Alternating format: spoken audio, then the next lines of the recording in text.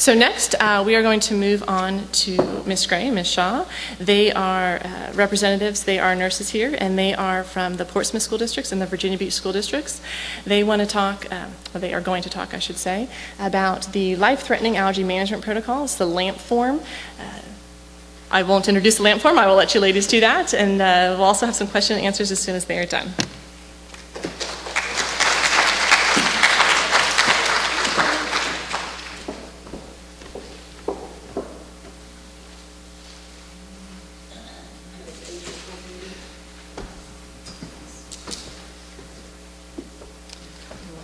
Yeah, can you do that? Good evening. I'm Fran, this is Mary, and we're going to talk about the Life-Threatening Allergy Management Plan, which is a wonderful protocol which will now be referred to as the LAMP henceforth. This group of folks, they're all ladies and we're all coordinators and supervisors from these areas.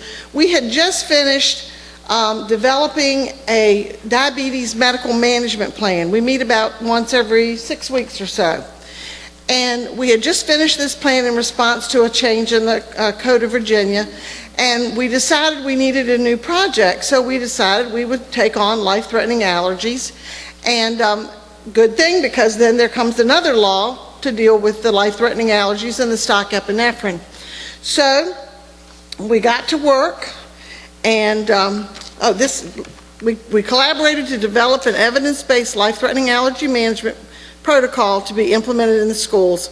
There were 7 Hampton Road school districts represented and 241 schools. And this protocol is in all 241 schools now and is being implemented by all the school nurses.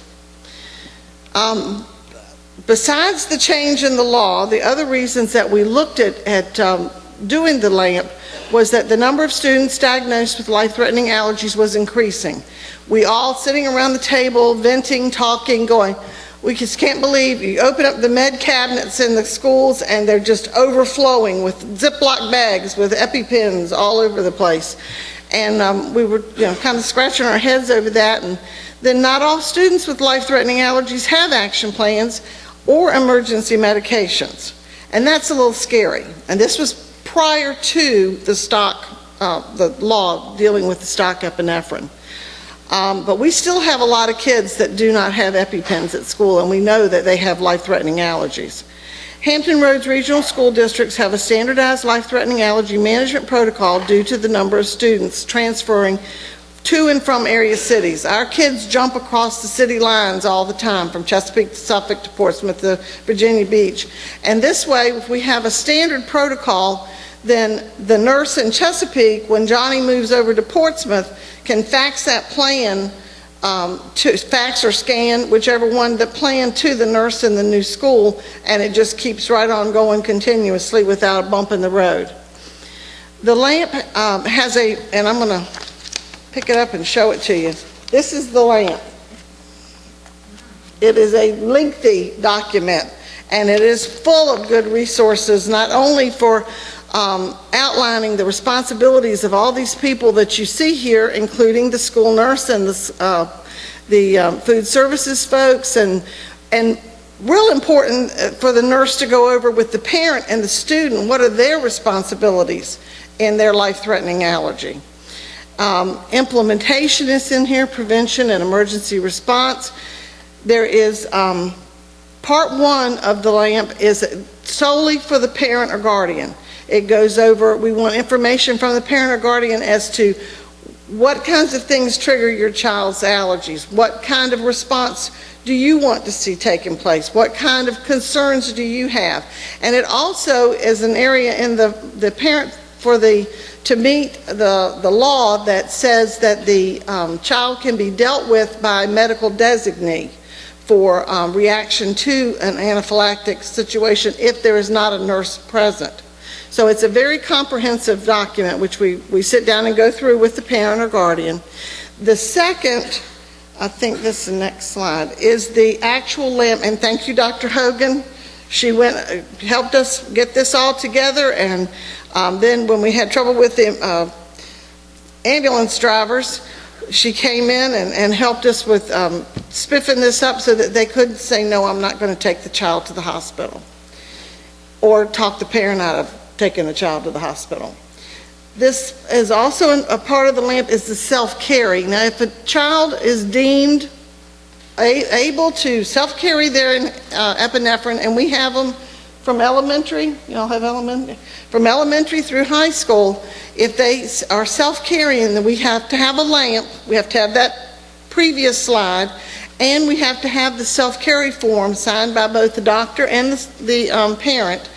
And then the nurse, the child carries their epinephrine on them, but the nurse makes a copy of this self-carry form and gives it to the child to keep with their EpiPen, so that if they get stopped for having that medication on their person, and this happens particularly in high schools, but if they get stopped for having that medication, they can show that they are allowed to self-carry.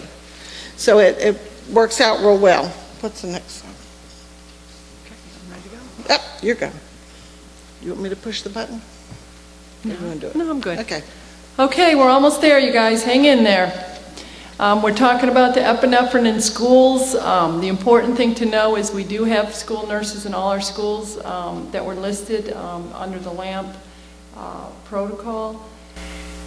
The other thing is, because of the Code of Virginia, we do have to have staff designees. So particularly in our elementary schools where there's one nurse, we will be training a non-nurse staff member to give the epinephrine. In a lot of cases, we will train even more than one other person to give the epinephrine. Self-carry is allowed. The big part is the physician has to be agreeable to self-carry. Secondly, if the nurse has any particular questions about self-carry, they contact the physician and discuss it with them. The last thing you need to note is if the student breaks the discipline code, misuses the pen, then that will be considered and discussed whether they can continue to have that pen in school. The epinephrine is left on lock during the school day, so our designees can easily get to it and be able to use it if they need it in the cases where the nurse may be pulled from the clinic for another emergency. Students prescribed autoinjectors provided by parents to schools are, this medication is sent with a trained staff member for field trips. One thing you need to know is that our employees cannot be forced to be trained to give epinephrine. They have to volunteer for the training. In most cases, they will. If we do not have somebody trained, then we bring in a nurse, and that nurse will go on the field trip to make sure that student can get that medication if they need it. Clinic stock epinephrine, Dr. Hogan talked about that. We consider that a great blessing to have that. That was quite an ethical dilemma for our nurses to be concerned about using another student's medication when they were facing anaphylaxis. So this was a great law for us. We have the regular and the junior doses. We currently use the Mylan program for the free epinephrine. It's very expensive, but we do have it funded if needed to provide that epinephrine if we need to pay for it. We have a standing protocol. In our case in Virginia Beach, we use our public health director, signs our protocol. And that allows our trained staff to administer to students if they're having an anaphylactic reaction. Our health director extended that standing protocol to allow our school nurses to give it to our staff members if they have signs of anaphylaxis. The school nurse's role, again, like Fran said and the previous speakers, we provide the LAMP form to parents and area providers upon request. We post it onto our website so the parents can easily get to it. Not all providers are familiar with the form, so we will fax it over to them and let them use that, especially if we just get the plain medication order form. We enter, in a lot of cases, the school divisions enter the health condition in the student data system. In our school division, we use an alert on there so it will pop up. And also in our cafeteria, it's in our database when students purchase foods. We provide education and training, again, to designated employees and students. Our nurses give an overview at the beginning of the school year to all their staff before school starts and provide them with information on anaphylaxis and signs and symptoms. The school nurse also manages the medications provided by the parents, prescribed by the physician, and also manages the clinic stock. We meet with parents and students as needed. Again, I would say probably 10 to 20% of parents actually come in and want to meet with the schools, and probably only about 50% even provide action plans or the medicine. We see it a lot higher in the elementary schools. We develop strategies to reduce risk of allergen exposure in school. We know that we can't eliminate all risk, but we try to reduce it as much as possible. We try to do this on an individual basis based on the student's age, the type of setting that they're in, and work out accommodations. The one thing that you need to remember, it's not used very often, but these students are eligible for 504 eligibility process. If it's requested by law, it should be offered to them and provided to them. A lot of cases, the parents will follow a health plan and an action plan, but in some cases, they would like to have the 504 process and have this defined. So this is something that should be available to them.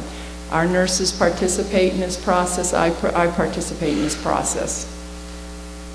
We have that health plan, action plan. Also, we do emergency plans where we provide a simpler plan to the teachers and staff working directly with the student so they can recognize signs and symptoms and be able to do the steps that they need to do from their perspective until either a nurse can come or further medical treatment can be available. And also increase students and staff awareness. I believe that's probably the key. I think if they know that the student has the life-threatening allergy, they'll be more attuned to what's happening when the student comes up to them and says something is going on, especially in the older groups. And I think Dr. Hogan can speak to this, that some of the poorer outcomes are in maybe our adolescent groups, where maybe they may come up and say there's something going on and it's discounted and they're not paid attention to, the same as a young elementary student. Access to allergen-free substitutes for lunch and snacks and items used in classroom instruction is important. Allow students to remove themselves from unexpected possible exposures. It's important that that student feels comfortable, that if a student, because students are unpredictable, could take something out, that they would be able to remove themselves from that area and let an adult know. And provide allergen-free area to eat lunch or complete academic work. And again, I support what the earlier speaker said about making it as much of a normal environment for those students as possible and not excluding them or making them feel isolated. Successful life-threatening allergy management in schools is a continued process of education, training, and evaluation. Every year we get better at it, every year we work at it, every year we evaluate it and we look at it. We listen to our parents and we listen to our staff and we listen to our healthcare providers. And again, thank you all for coming out. I know it's late tonight for you to be here. Thank you.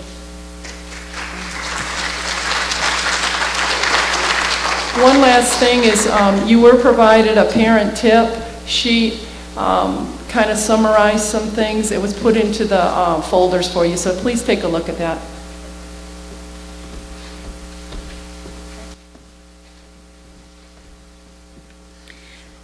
So what I wanted to mention was their multiple page actual policy, and I haven't asked them this, and so I may in just a moment be killed, but I'm going to put them on the spot. Do you think if they emailed me their email address for their particular schools that we might be able then to email them the Hampton Roads policy so that they could at least look through that and use that as a guideline? So what I probably will do is give you my email address and I'll just forward it to them and then they can send you the attachment. So, and I won't get any more than 137 additional emails in my box tomorrow. So I'll be on the lookout for it. But anyway, my email address is angela.hogan@chkd.org. And for the 20-second side, I'm not very good about answering emails during the day. So if you haven't heard from me in a day or two, don't feel offended that you just send it again and say, hey, Dr. Hogan, I don't know if you saw this, because there's some days I don't see my email. So, but I don't mind you being persistent, and I do genuinely want to help you, and we'll get this packet to you if you think it would be helpful. Some additional resources that I think are very useful are included in your folder. Some great websites that have worried about the school very much. We hopefully have some good information for you on our FASGOT website.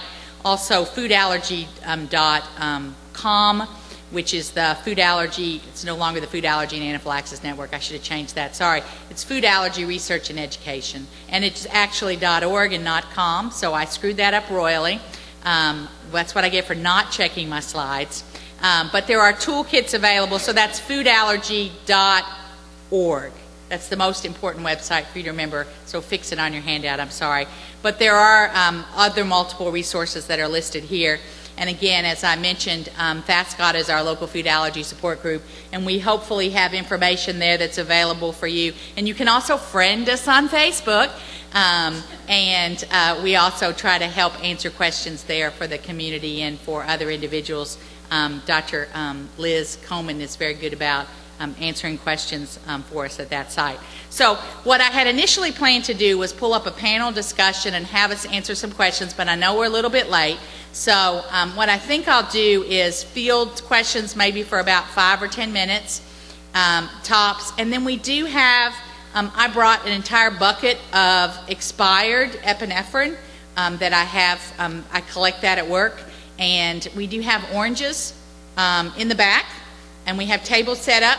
So if you've never felt the pop of an EpiPen, I think we have 3 ABQs because they're sort of new.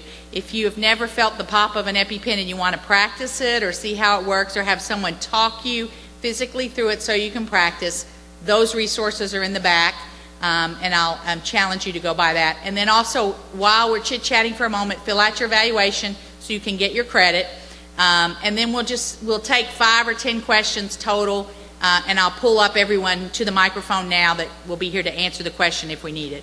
So let me invite you ladies back up in case it's a question for you. I'm sorry, just come back up to me. And we'll just play tag team if there's something that's just burning on your heart and you want to talk about it. So, do I have any questions?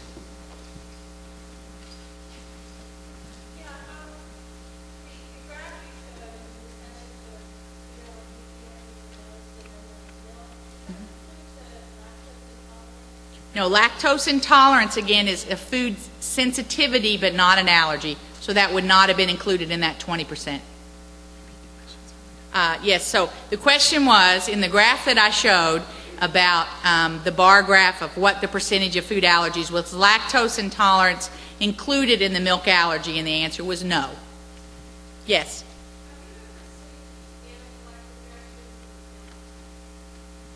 Have I ever seen an anaphylactic reaction to milk? You want a 2-word answer or a 1-word answer? In short, absolutely yes. Many, many times, scary anaphylaxis to milk. So it absolutely happens. The other one began with an H, just if you were wondering what the 2-word answer was. Sorry. Any other questions?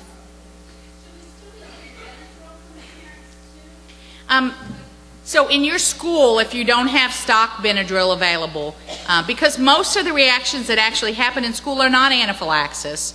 Fortunately, many times it's a contact casual exposure, and you may just have some hives where we need to wash the skin and may give them a little bit of Benadryl. If your school doesn't have a stock Benadryl, then you should be getting Benadryl from the parent also. That's included as part of the action plan. So they should provide the Benadryl because if they want to give for a more minor contact reaction Benadryl, then we want to have that available. Yes? You've got an 11-year-old that's having anaphylaxis, peanuts. You do not have her, or in this case her, junior everything available. You use adult everything. So the question is can you use an adult dose or a pediatric dose? We'll even go reversing. So the package insert for auto-injectable epinephrine says 66 pounds is the switchover weight that most people switch from the junior to an adult dose. Actually, in our practice, we switch over at 50 pounds because we feel that in that 50-pound child, the junior dose is way too little.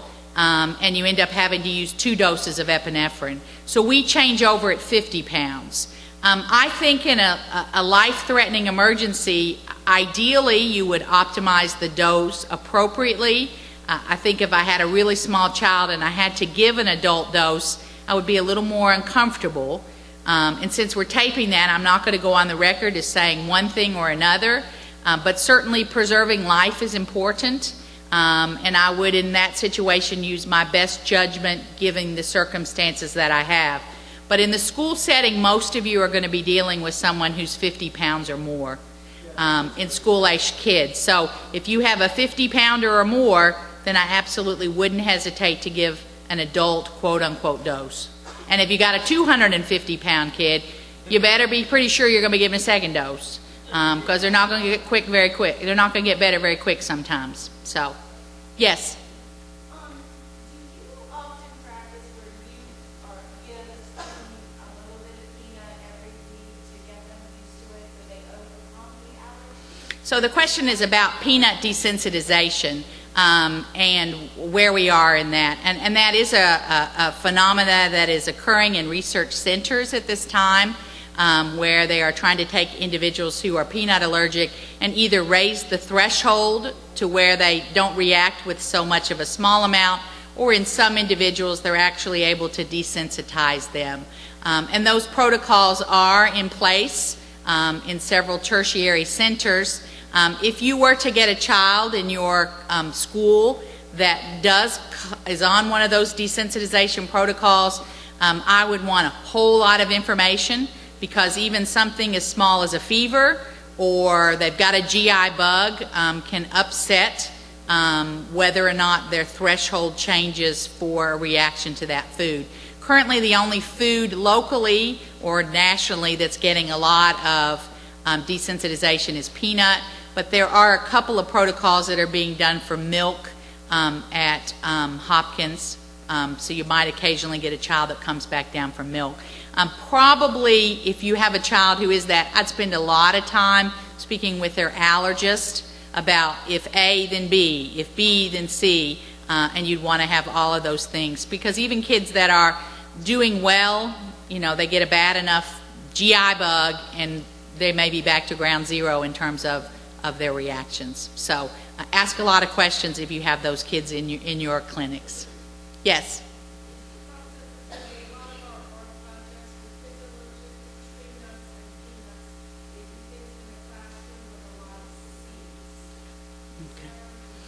So the question was about cross-reactivity between peanuts, tree nuts, and seeds, and actually they're not cross-reactive. They're storage proteins, so oftentimes people who may develop allergies to storage proteins may develop allergies to other types of storage proteins, but not necessarily automatic, or if you're allergic to peanut, you are going to be allergic to sesame seed. That's not the case. We do have some peanut and sesame seed allergic kids, but one does not necessarily preclude the other. Was that 6 questions, 5 questions? One last question. I have this with my own child. I'm also a school nurse where he will complain of saying itchy throat. He's allergic to peanut. Ingestion, he's not ingested anything that I believe has nothing in it. But he is stressed out because his throat is itchy. My tendency is not to scatter with epinephrine every time he says that. In the school setting, though, I'm wondering is it appropriate if he's always complaining of that, or that the student is only really high for one symptom, even if it's itchy throat, to give them the Benadryl and watch the baby? So the question is about a symptom, for example, an itchy throat.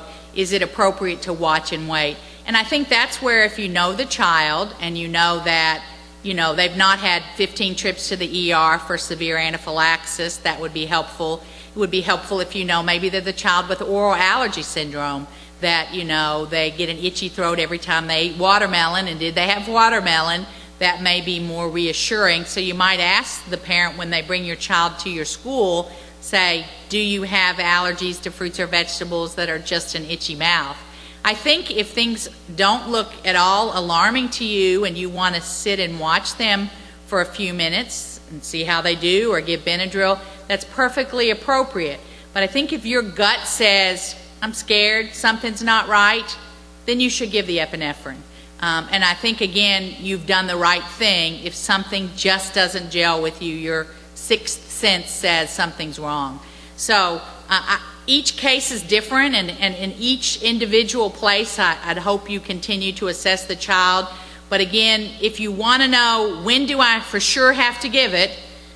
If it's life-threatening, they can't, their airway's closed, or there's two different systems happening, then we'd like for you to commit to action and go ahead and use the epinephrine. But each child is individual and each situation is individual, and I hope that, you'll evaluate them through that situation. All right, well, thank you all very much. If you'll go to the back, turn in your forms, and also, what did you say, jab an orange? Then hopefully you'll be prepared for your school. Thank you all again for attending.